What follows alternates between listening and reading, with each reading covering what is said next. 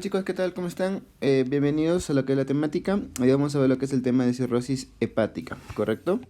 Cuando nosotros hablamos de cirrosis hepática, es algo muy importante, ya que por definición es un proceso difuso caracterizado por fibrosis y conversión de la arquitectura normal del hígado en nódulos anormales.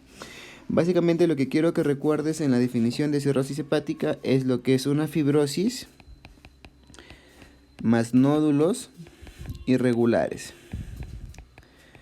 Fibrosis más nódulos irregulares es el concepto básico que yo quiero que tengas respecto a cirrosis. Sí, entonces tenemos dos tipos importantes, los más frecuentes. Tenemos el alcoholismo, ¿correcto? El alcoholismo y lo que es por la hepatopatía metabólica, lo que es la esteatosis hepática o la hepatopatía no alcohólica. Ok, la más frecuente tiende a ser en nuestro medio, tenemos que evaluar sobre todo el alcoholismo, que es una de las más frecuentes, ¿correcto?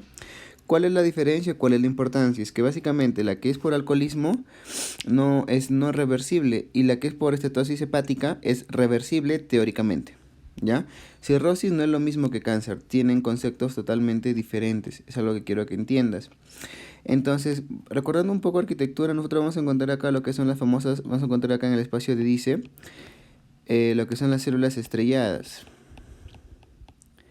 Estas células estrelladas son aquellas las que se van a activar en la cirrosis hepática y es lo que van a producir lo que es fibrosis por la producción de colágeno, ¿correcto? Por la producción de colágeno. Esta producción de colágeno, lo que te va a mencionar, ¿correcto? Es que va a aumentar a nivel de los vasos que hemos sacado en los vasitos y entonces esto va a empezar a aumentar proporcionalmente lo que es la presión. ¿Ya? Eso es con respecto a la fisiopatología de cirrosis, lo más frecuente. Tenemos varios tipos, tenemos cirrosis cardíaca, tenemos lo que es la hepatitis autoinmune, la cirrosis biliar primaria, ¿no?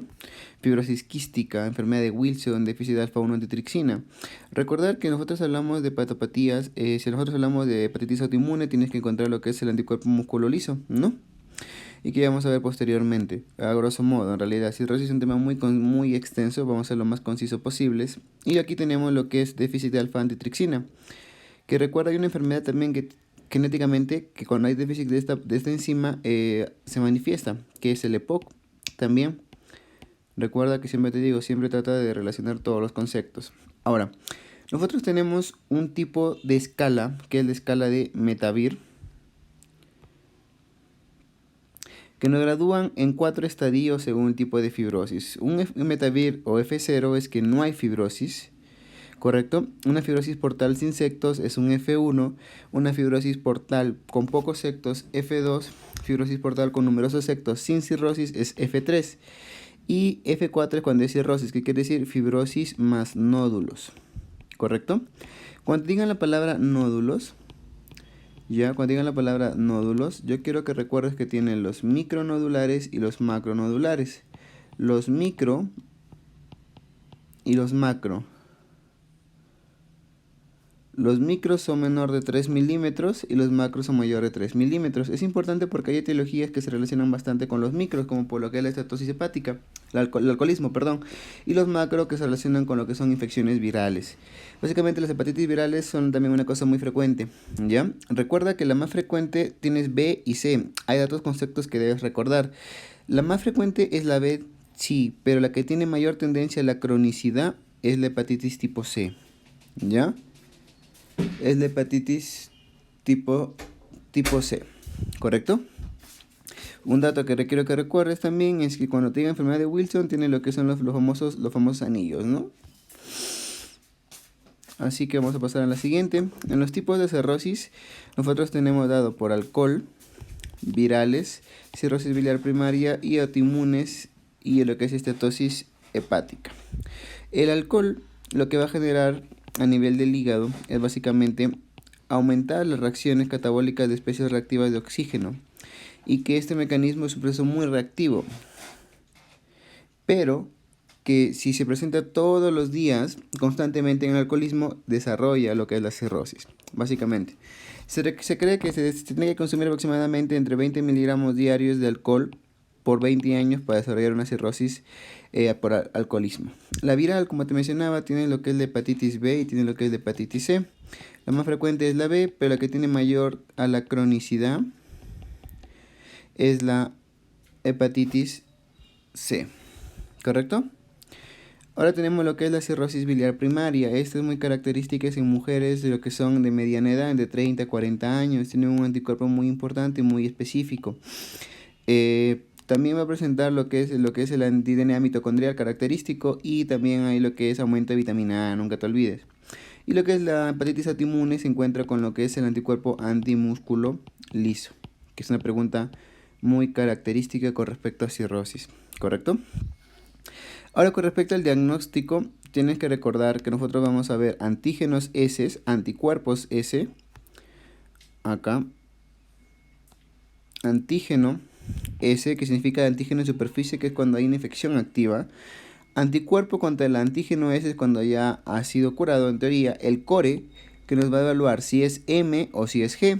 Recuerda, si es M es agudo, que quiere decir que tiene la enfermedad, y si es G es crónico, que ha tenido la enfermedad, ¿correcto? Luego tienes el E, que es básicamente para ver si hay replicación o no, ¿correcto? Eso es lo que tienes que recordar. Por ejemplo, aquí tenemos un antígeno de S positivo y un IgM positivo. Significa que el paciente tiene una infección activa, una infección activa, por ejemplo, un ejemplo, ¿correcto? ¿Qué pasa si te dice que tiene antígeno S, mira, por ejemplo acá, positivo, pero tiene una IgG en el core y una E, que significa lo que es la replicación, una hepatitis crónica, ¿ya? Una hepatitis crónica. Y esta tiende a ser lo que es aguda, ¿correcto? Lo que es aguda y crónico. Así a grosso modo podemos decirlo, ¿ya?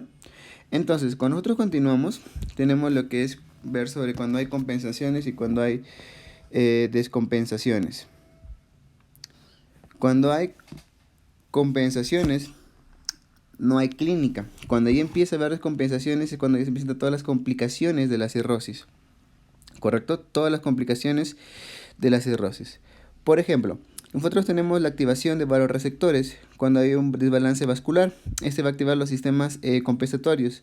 Básicamente, el sistema simpático lo que va a generar es una vasoconstricción y a nivel renal lo que es el autorreflujo, ¿no? La autorregulación renal. Que esta autorregulación renal se consta o se basa básicamente en la activación local de prostaglandinas sistémicas, la activación local de mediadores, como por ejemplo prostaglandina, óxido nítrico, que va a generar vasodilataciones en las arteriolas tanto del riñón aferentes como eferentes.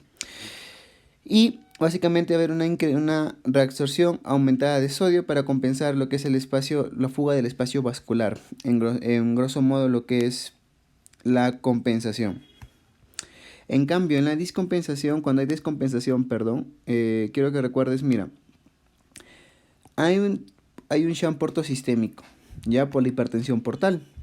Hay reducida actividad del sistema fagocítico mononuclear y con la que hay una disturbancia intestinal, que esta disturbancia intestinal lo que va a generar es un aumento de la permeabilidad vascular, y lo que si aumenta la permeabilidad vascular conlleva lo que es la translocación bacteriana, y esa translocación bacteriana junto con el shunt portosistémico y la reducción del sistema fagocítico mononuclear te conlleva a lo que es una exposición de bacteremias abundantes, y esto va a generar como mecanismo la síntesis de prostaglandinas y de óxido nítrico, generando una vasodilatación, y esta vasodilatación se va a manifestar con una circulación hiperdinámica.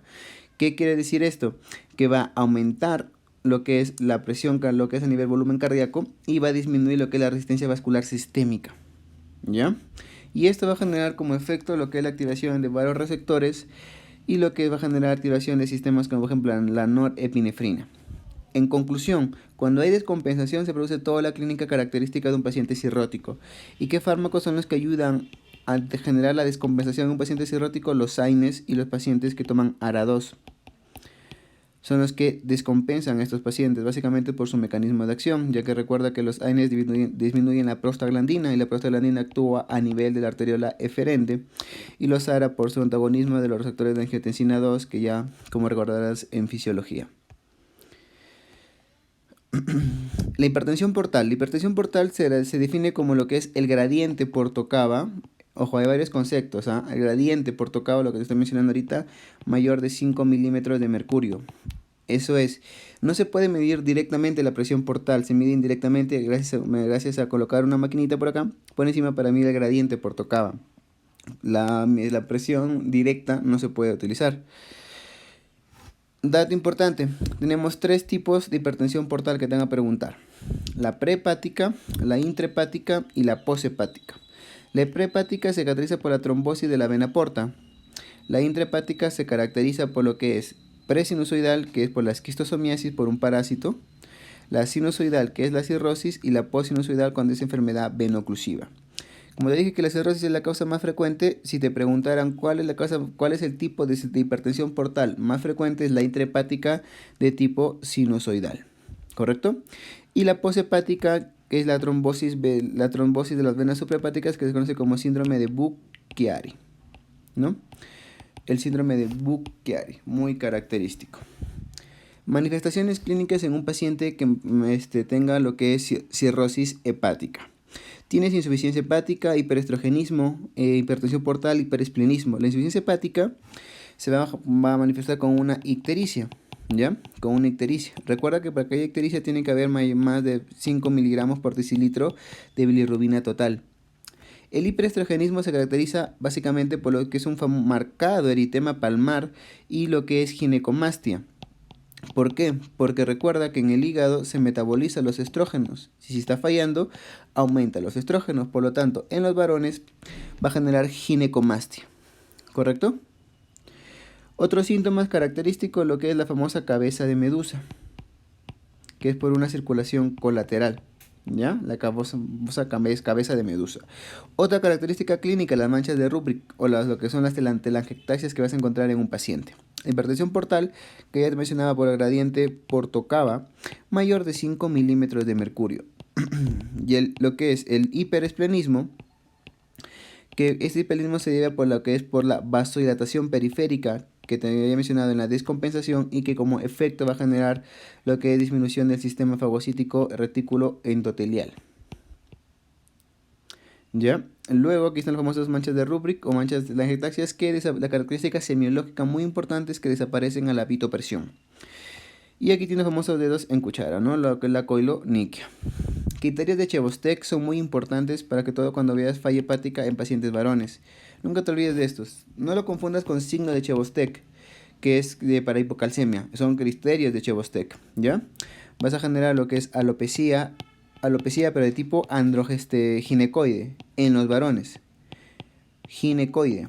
El cabello del varón se va a generar implantación de tipo como la mujer.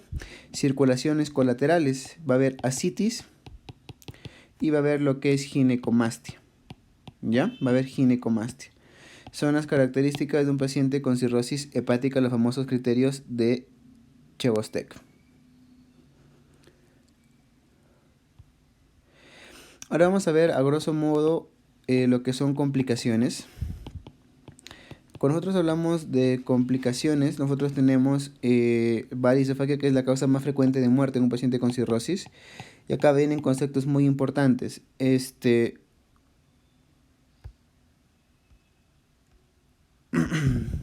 Acá vienen conceptos muy importantes. El gradiente por tocaba para que aparezcan varices esofágicas es de 10 milímetros de mercurio. 10 milímetros de mercurio, pero el gradiente por tocaba para que se rompan es cuando es mayor de 12 milímetros de mercurio.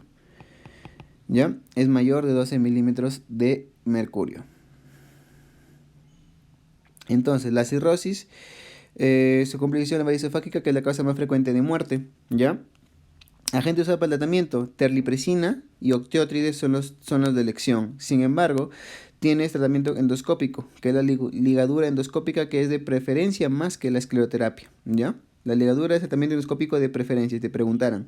Y el tratamiento con balones tiene dos tipos, los de Blackmore y los de Linton. Los de Blackmore si son varices esofágicas y lo que son de Linton si son varices gástricas, ¿ya? Recuerda que los tics están contraindicados en un paciente. ¿Ya? Los tics, que son una derivación portosistémica, ¿ya?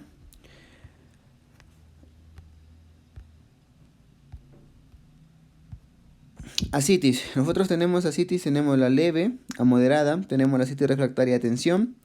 El tratamiento básicamente de la asitis es espironolactona y furosemida. De elección va a ser la espironolactona, ya que esta es una asitis secundaria a hiperaldosteronismo. Una secundaria a hiperaldosteronismo. Por lo tanto, en los antagonismos en estos pacientes vas a dar lo que son antagonistas de receptores de aldosterona, como son los ahorradores de potasio, como la espironolactona. Recuerda que la espironolactona tiene como efecto adverso lo que es la ginecomastia dolorosa. ¿Ya? Tiene como efecto lo que es la ginecomastia dolorosa. No te olvides. Lo que tú vas a hacer, tratamiento, que te van a preguntar tal vez, es lo siguiente. ¿Dónde está? Aquí está. Espironolactona 100 miligramos por día con furosemida 40 miligramos. Si te preguntaran cuál es la dosis máxima, la dosis máxima es 400 miligramos de espironolactona con 160 miligramos de furosemida. Cuando tú das tratamiento,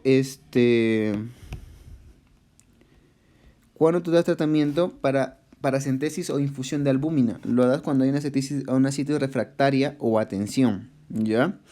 Das infusión de albúmina porque si tú recuerdas el espacio intravascular mediante la ley de fórmula de Frank-Starling está dado por una presión hidrostática y una presión oncótica.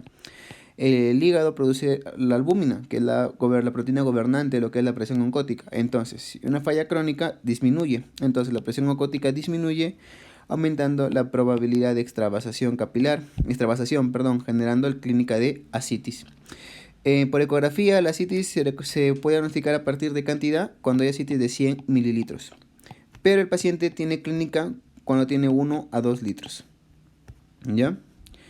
La peritonitis bacteriana espontánea, quiero que recuerdes, la causa más frecuente, al agente etiológico más frecuente de peritonitis bacteriana espontánea son la Escherichia coli. ¿Ya? Es la más frecuente.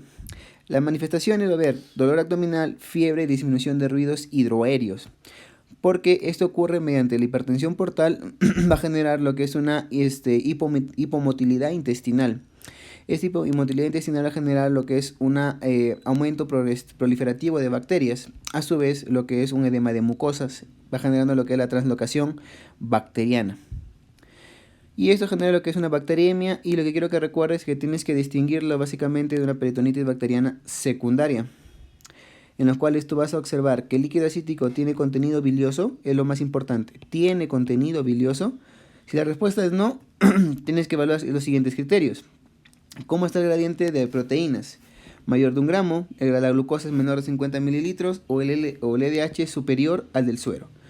Si cumple más de 2 criterios, no es una peritonitis bacteriana espontánea. No debe cumplir más de 2 criterios. Entonces, categorías como una peritonitis bacteriana espontánea. ¿Qué pasa si es de contenido líquido? A grosso modo, es secundaria.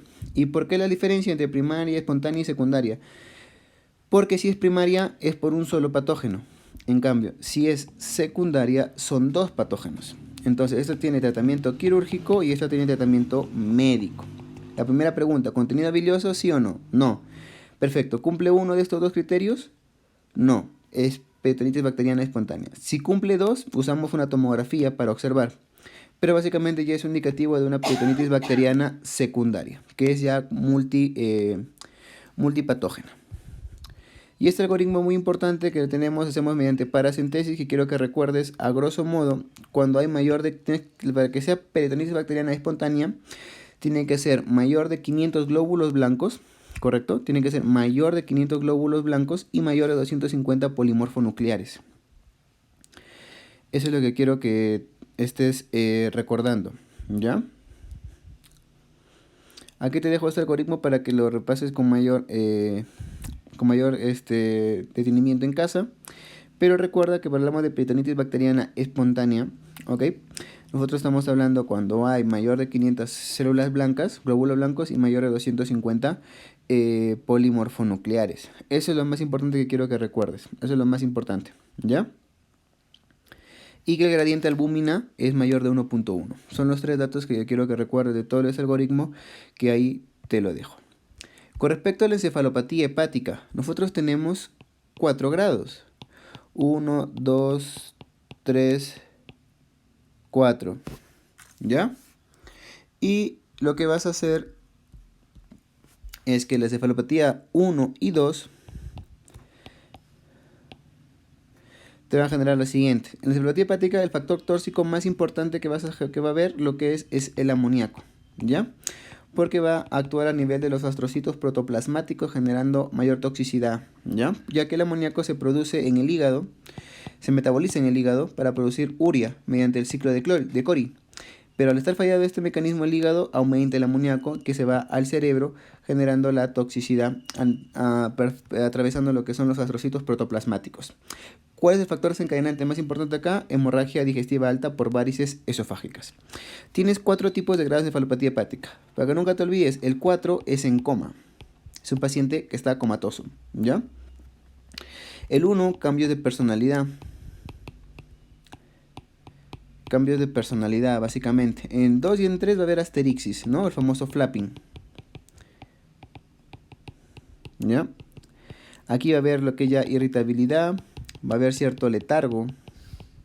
¿Correcto? Va a haber cierto letargo, muy característico. En estos pacientes también en tipo 1 hay lo que es hiperinsomnio. ¿Ya? Eso es lo que quiero que recuerdes. Y bueno, muchachos, terminando tenemos lo que es el síndrome hepatorrenal. Este síndrome hepatorrenal es muy importante ya que tenemos, el diagnóstico va a ser lo que es una falla renal aguda, por lo tanto, se diagnostica mediante oliguria más insuficiencia renal más baja eliminación de sodio en orina, un FeNA menor de 10%, básicamente, un FeNA menor de 10, que es el diagnóstico, ¿ya? ¿Cómo hacemos el diferencial? Retiramos los diuréticos, ¿ya? Lo hidratamos. Y si el paciente sigue con falla, es un síndrome hepatorrenal. ¿Por qué es importante esto? Porque cuando un paciente desarrolla síndrome hepatorrenal, ya quiere decir que necesita obligatoriamente, ya sí o sí, un trasplante hepático.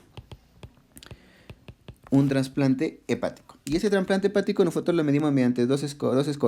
Lo que es el score de Chill y el score de Mel. Acá está la famosa, en Chill está la famosa mnemotecnia Bataille, que no quiero que te olvides. Bilirrubina, albúmina, tiempo de protombina, ascitis, encefalopatía, que te dan 3 puntuaciones, que acá básicamente lo que vas a ver es la probabilidad o pronóstico de mortalidad, ¿correcto? Y lo que es el MEL, que te evalúa lo que es bilirrubina, creatinina, ¿correcto? Que evalúa la posibilidad también de lo que es criterios pronósticos.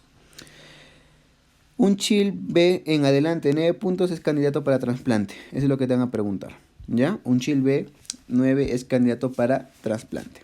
Bueno, chicos, conmigo esto ha sido el día de hoy y esto fue la ponencia de cirrosis hepática.